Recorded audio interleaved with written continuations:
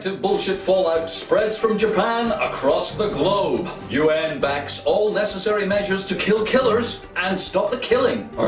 Bahrain protesters killed by Saudi troops were begging for it, says despot.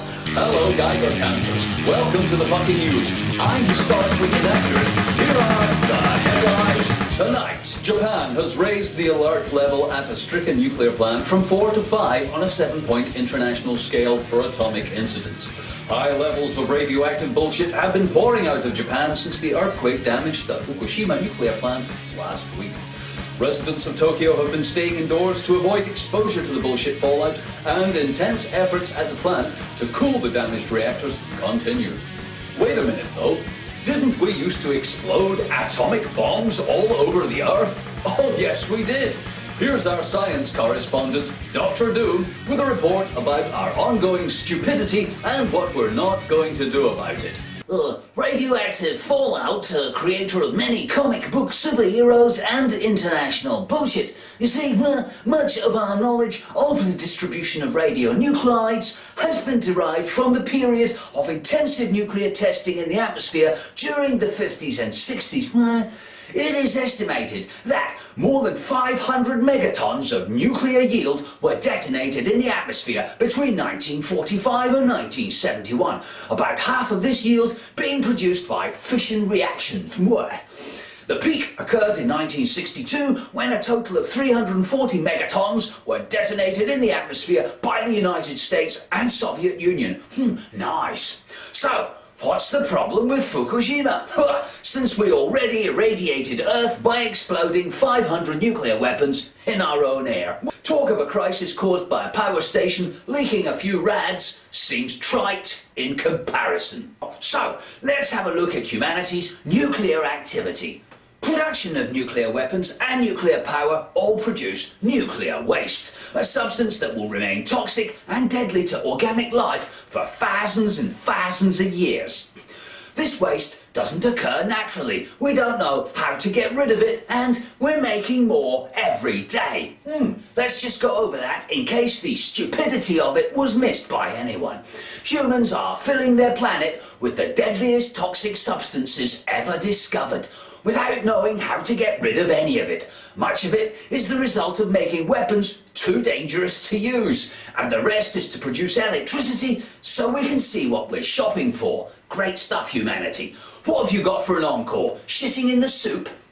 So, what of the Fukushima plant and its problems? Well, you have to wonder how 6, count them, 1, 2, 3, 4, 5, 6 nuclear reactors were built on top of the world's most active earthquake zone, next to the beach, for easy tsunami access.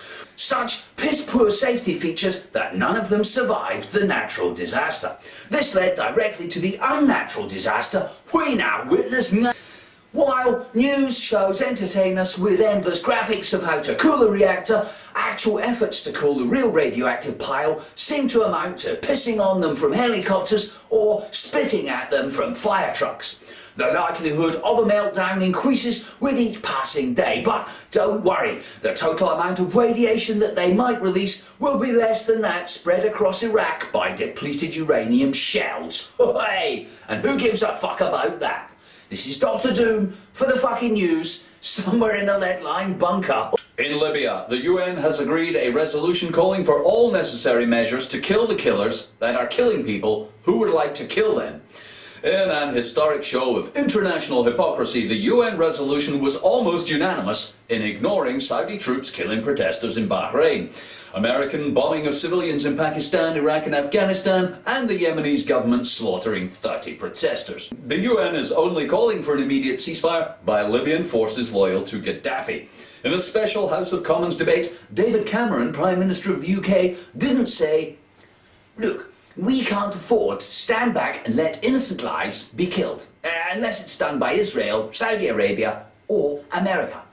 Colonel Gaddafi responded to the resolution by announcing a ceasefire and calling for international observers to visit Libya and see for themselves that there is no difference between the killing of Libyan rebels or Security Council countries killing their dissidents and insurgents. It really has been remarkable how Arab leaders have come forward and condemned the actions of Gaddafi's government. Leaders of Saudi Arabia, Qatar and the United Arab Emirates and Jordan, well-known supporters of freedom and democracy, lying despots. Well-known buyers of British and American arms. They have made it clear they are willing to participate themselves in enforcing the resolution. You couldn't make this shit up. Oh yeah, baby.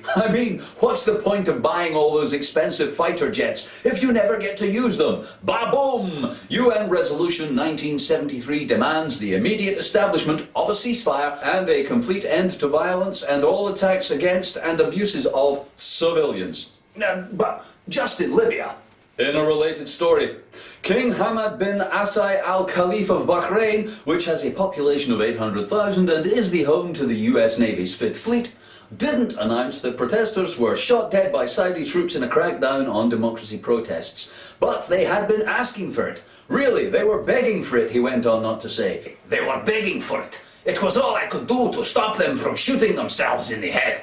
My own security forces couldn't bring themselves to assault them with tear gas and machine guns supplied by Britain. So, on Tuesday, Saudi troops moved in at dawn, backed by tanks and helicopters supplied by America. The killings are part of a wave of protests across the Middle East and North Africa, with people from Yemen, Syria, Qatar, Saudi Arabia, all begging their autocratic dictators to shoot them, lock them up, torture them, suppress freedom of speech, ban political opposition and protect the national interests of America and the business interests of many large corporations. One protester who spoke to the FKN Newz said, "Why will the West not help us by supplying weapons to our oppressors and ignoring the total lack of human rights in our country? They could at least not mention the violence against us whilst themselves bombing and killing people like us in Iraq and Afghanistan. Please, please, somebody shoot me in the head and ignore my Western-backed ruler." More on that story later. Mind control technologies.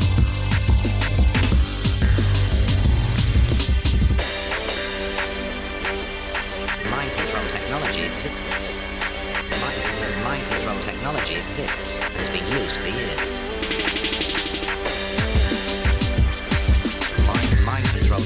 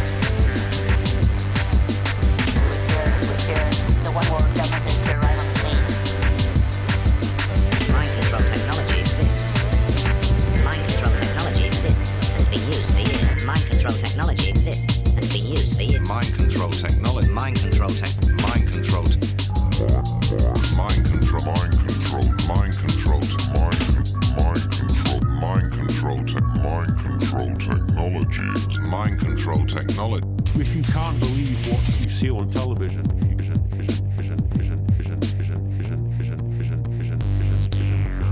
If you can't believe what you see on television, you can't believe what you read in the newspapers, then the nature of reality is up for grabs.